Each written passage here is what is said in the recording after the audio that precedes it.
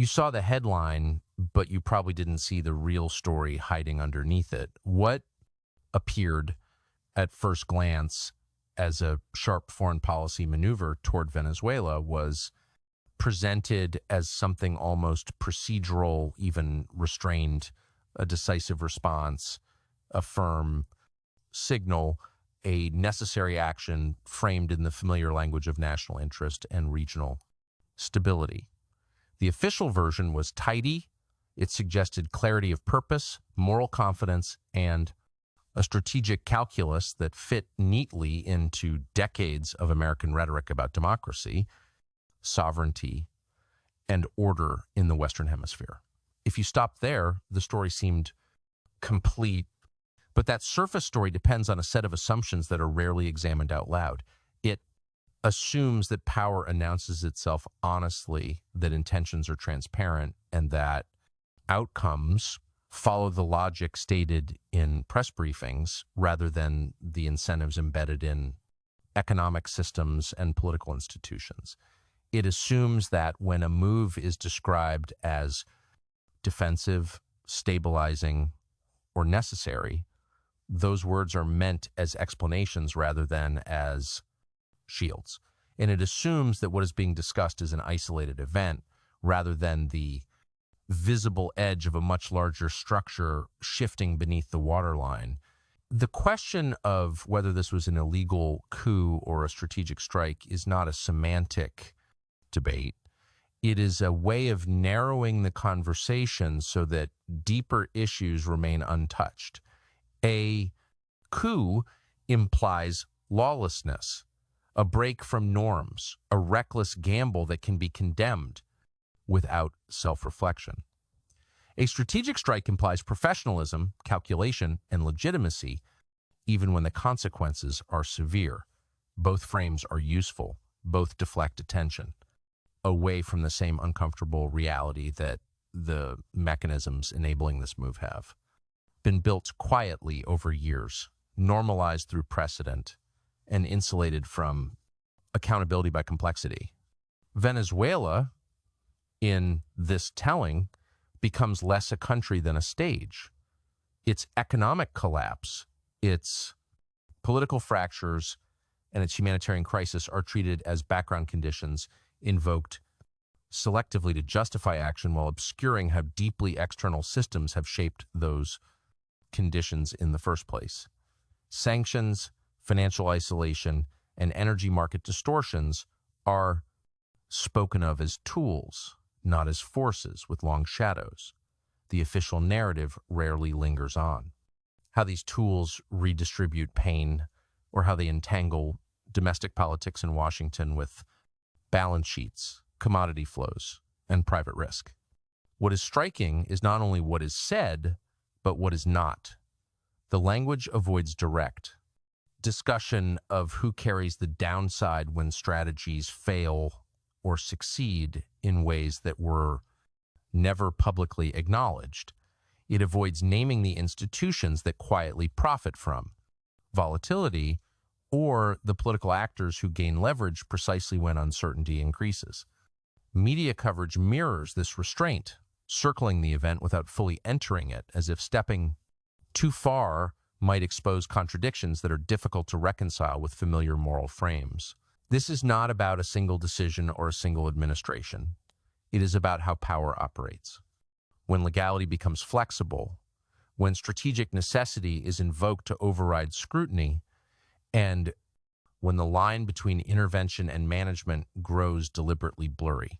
If this move was neither simply illegal nor purely strategic, then what does that say about the system that produced it and about the costs that have yet to surface but already have an owner waiting to absorb them? To understand why the official explanation feels insufficient, you have to step away from the immediate event and look at the architecture that made it possible. Strategic actions do not emerge from moments of inspiration or impulse alone. They are the result of accumulated permissions, legal gray zones that harden into precedent, and bureaucratic habits that slowly redefine what is considered normal. By the time a move reaches the headline, most of the real decisions have already been made elsewhere, in quieter rooms, through processes designed to look technical rather than political. Over the past 2 decades, the language of intervention has evolved into something more abstract. Words like pressure, leverage, and containment replace older terms that carried clearer legal and moral weight. This shift is not accidental. Abstraction allows responsibility to diffuse across agencies, committees, and allied governments, making it harder to identify a single author of outcomes that are predictably destabilizing. When consequences appear, they are framed as unfortunate side effects rather than as foreseeable results of policy design. Venezuela sits at the intersection of several of these abstractions. It is an energy producer integrated into global markets, a debtor entangled in international finance, and a political system already weakened by internal corruption and external constraints. Actions taken against it ripple outward through oil pricing, shipping insurance, currency markets, and regional labor flows. Yet the official narrative isolates the political act from these economic chains, treating them as separate conversations rather than as parts of the same mechanism. This separation serves a purpose. If the move is discussed purely as a matter of political principle, questions about market disruption, corporate exposure, and financial risk can be postponed or reframed as technical adjustments. Investors can be reassured that volatility is temporary. Policymakers can argue that economic pain is either unavoidable or someone else's responsibility. The system absorbs shock not by preventing it, but by distributing it unevenly, often toward actors with the least voice in shaping the decision. What remains largely unspoken is how this architecture benefits those who understand it best. Institutions that can hedge against instability, that profit from rapid shifts in pricing and access, are structurally positioned to gain when uncertainty increases. Meanwhile, governments facing elections can present firmness abroad as strength at home, even when the long-term costs are deferred beyond the political cycle. The appearance of decisive action becomes a form of currency traded for domestic legitimacy. This is where the distinction between an illegal coup and a strategic strike begins to lose clarity. Illegality is not always a matter of overt violation. It can also be the product of legal systems stretched so far that they functionally erase the limits they were meant to impose. Strategy, in turn, is not inherently rational if it is optimized for short-term signaling rather than durable stability. When both concepts are filtered through the same incentives, they converge into something harder to name and harder still to challenge. If the structures enabling this move are now routine and the benefits of disruption are concentrated while the risks are dispersed, then the most unsettling question is not whether this action crossed a line, but whether the line itself still exists or whether it has already been moved so quietly that no one is willing to say where it used to be. The discomfort surrounding this move becomes clearer when you examine how institutions respond under stress. Governments and media organizations often present themselves as watchdogs or arbiters of legitimacy, yet their behavior during moments like this reveals a more complicated role. Silence is rarely accidental.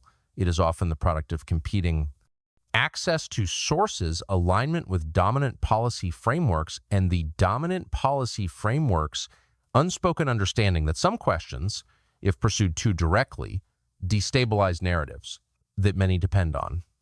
In the days following the announcement, coverage focused on immediate reactions, statements, condemnations, endorsements, while avoiding deeper analysis of mechanisms.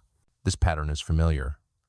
By emphasizing reaction rather than structure, attention is kept at the level of spectacle rather than causality. The audience is invited to choose sides, not to interrogate systems. This narrowing of discourse creates the impression of debate without the substance of accountability. Inside political institutions, a similar process unfolds. Committees request briefings. Officials offer assurances. Legal justifications are referenced but not unpacked. The complexity of international law becomes a convenient shield. It is cited as too technical for public discussion, even as it is bent to accommodate policy objectives. What emerges is a form of procedural legitimacy, where the existence of a process is treated as proof of its integrity. This environment benefits those who operate comfortably within ambiguity. When rules are flexible, influence flows to actors with resources to navigate uncertainty. Corporations with global exposure can reallocate risk. Financial institutions can monetize volatility. Meanwhile, populations directly affected by the policy workers in disrupted supply chains, communities dependent on stable energy prices experience consequences that are diffuse, delayed, and politically invisible. The narrative of firmness toward Venezuela also intersects with broader ideological habits. It reinforces the idea that instability abroad can be managed through calibrated pressure without fundamentally altering the global systems that produce that instability. This belief persists despite repeated evidence to the contrary, in part because acknowledging failure would require confronting the limits of power itself. It is easier to reframe outcomes than to revisit assumptions. As the story expands beyond the initial headline, what becomes evident is not a conspiracy in the dramatic sense, but a convergence of interests that rewards opacity. Each actor can claim plausible deniability, pointing to legal language, economic models, or national security assessments. Responsibility dissolves into a network of justifications, none of which fully account for the human and structural costs that follow if institutions tasked with scrutiny are constrained by the very systems they are meant to oversee. Then the unresolved tension is not simply about Venezuela. It is about whether meaningful oversight is possible when the incentives of power, profit, and political survival align so closely, and about what happens when that alignment becomes the default rather than the exception. As the immediate political framing settles into routine, the economic dimension begins to assert itself in quieter but more durable ways. Markets respond not to speeches, but to signals embedded in policy, and those signals often contradict the public narrative. Energy traders, insurers, and logistics firms interpret moves like this less as moral statements and more as indicators of future constraints. They price in risk long before it appears in official data, shifting costs downstream where they are less visible and harder to trace back to their origin. Venezuela's role in global energy markets has long been distorted by sanctions and regulatory uncertainty, creating a parallel system where scarcity and inefficiency are normalized. When pressure intensifies, it does not simply remove supply, it rearranges it. Alternative sources are activated, often at higher cost, benefiting producers positioned to fill the gap. These adjustments are framed as resilience, yet they represent a transfer of wealth, shaped by policy decisions rather than by market fundamentals alone. For governments consuming this energy, the impact is subtle but persistent. Higher input costs ripple through manufacturing, transportation, and food systems, contributing to inflationary pressures that are politically difficult to attribute to a single cause. Leaders can point to global conditions, to abstract forces beyond their control, while the original policy choice fades into the background. The result is a feedback loop where intervention abroad complicates stability at home, even as it is sold as a tool to protect domestic interests.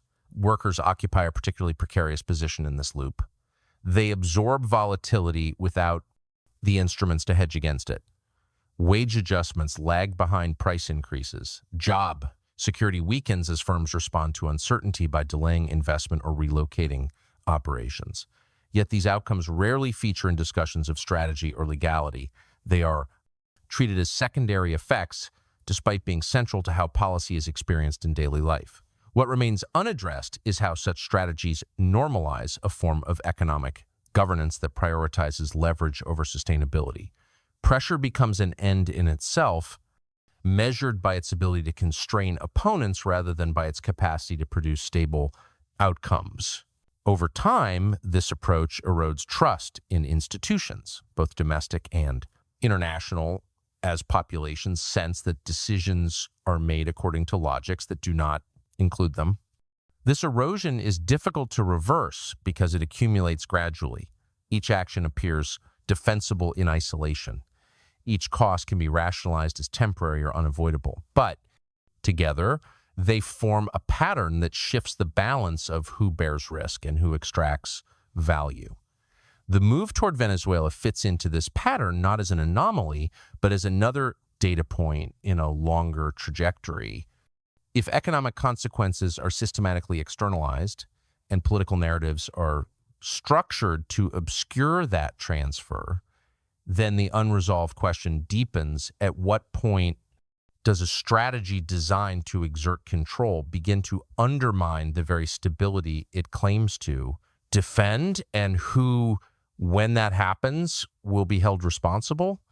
As the longer-term consequences unfold, attention begins to drift toward international norms, or more precisely, toward their selective application. The language of legality is invoked frequently in global politics, but rarely consistently. What counts as lawful action often depends less on established rules than on who possesses the power to interpret and enforce them. In this environment, legality becomes less a boundary than a resource, deployed when useful and ignored when inconvenient.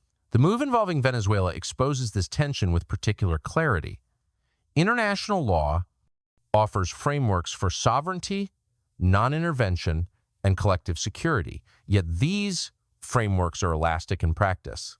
When powerful states act, their interpretations tend to dominate, shaping subsequent expectations about what others may do.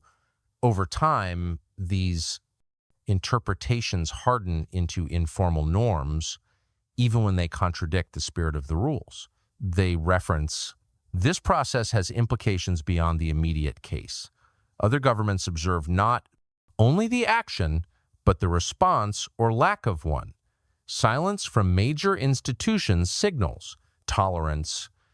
Limited criticism suggests that the costs of deviation are manageable. The precedent is set not by declarations, but by behavior. What was once exceptional becomes conceivable, then routine. In this way, strategic moves accumulate into an ideological shift. The notion that stability can be engineered through pressure gains ground, even as evidence mounts that such pressure often exacerbates fragmentation. The gap between rhetoric and outcome widens, but it is bridged by narratives that emphasize intent over effect. Responsibility is measured by declared goals rather than by lived consequences. For populations outside the immediate theater, this shift alters expectations about security and agency. Smaller states recognize that formal protections may offer limited insulation against external influence. Alliances are reassessed.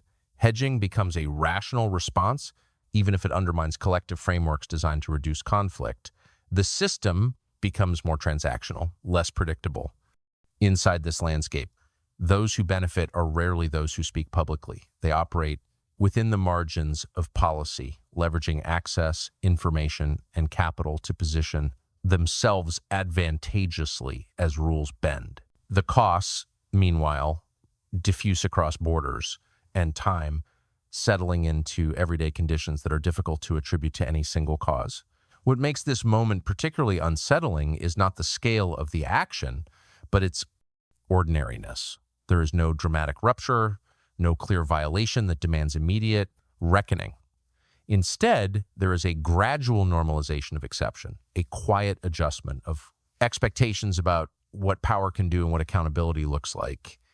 If legality is increasingly shaped by precedent rather than principle, and if precedent is set by those least exposed to its consequences, then the unresolved tension remains. How long can a system sustain itself when its rules adapt primarily to power and not to the people they are meant to protect. The longer this pattern persists, the more it reshapes the internal logic of decision-making itself. Policy no longer begins with a clear definition of desired outcomes, but with an assessment of how much disruption can be tolerated and by whom. Success is measured less by resolution than by control over escalation. In this framework, uncertainty is not a flaw to be eliminated, but a condition to be managed, even exploited. This shift alters how risk is understood inside governments. Rather than asking whether an action will destabilize a region, the question becomes whether the resulting instability can be compartmentalized. Can it be absorbed by markets without triggering political backlash? Can it be displaced onto foreign populations, future administrations, or abstract indicators that never quite crystallize into accountability? These calculations are rarely articulated publicly, yet they shape the boundaries of what is considered acceptable policy. The Venezuela move reflects this logic.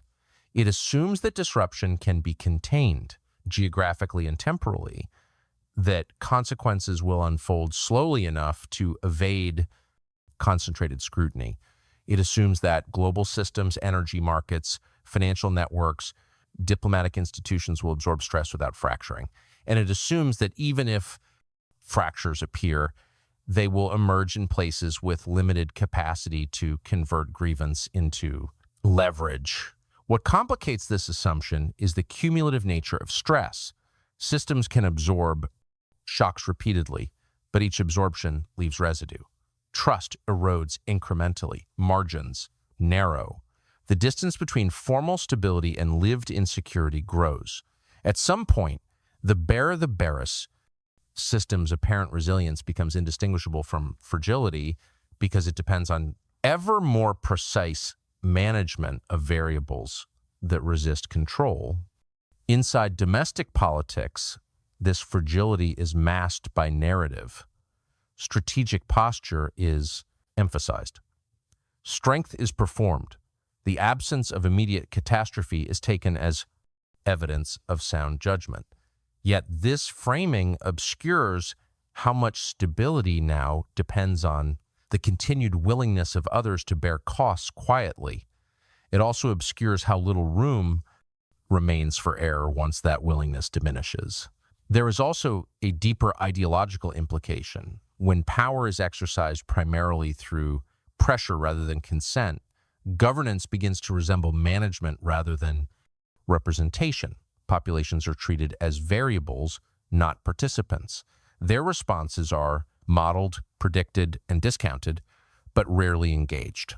This approach may function in the short term, but it carries a long-term cost.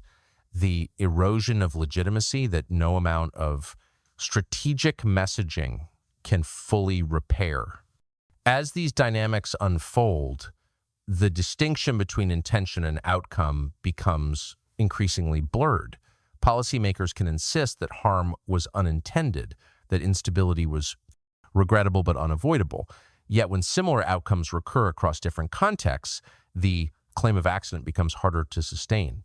Patterns replace explanations. If instability is no longer an exception but a condition built into how power is exercised, then the unresolved question sharpens once more. What happens when the accumulated stress exceeds the system's capacity to absorb it, and who decides when that moment arrives, which risks are finally no longer acceptable? As the cumulative effects of these decisions begin to surface, the story shifts from action to reaction, from intention to consequence. What becomes visible is not a single failure, but a widening gap between the narratives used to justify power and the realities those narratives produce.